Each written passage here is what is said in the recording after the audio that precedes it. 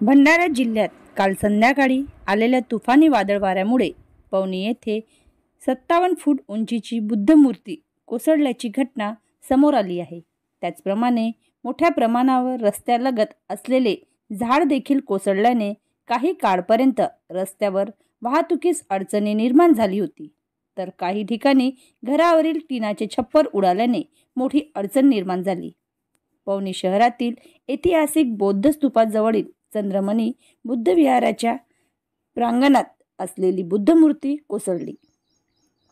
या बुद्ध मूर्तीमुळे हे बुद्ध विहार अलीकडच्या काळात पर्यटन स्थळ म्हणून उदयास आले आहे। या घटनेची माहिती मिळताच मोठ्या संख्येने परिसरातील नागरिक व बौद्ध उपासक उपासिका बुद्ध विहारात पोहोचले आणि त्यांनी बचाव कार्याला सुरुवात केली। आता गाडीवर मोबाईल नंबर नाही तर इमर्जन्सी QR कोड वापरा, जे तुम्हाला अडचणीच्या वेळी साथ देईल। बनवा व्हिडिओ, पाठवा व्हिडिओ, आम्ही तुमच्या न्याय हक्कासाठी लढा देऊ। ताज्या बातम्या व घडामोडींसाठी पाहत राहा फक्त महाराष्ट्र लाईव्ह न्यूज।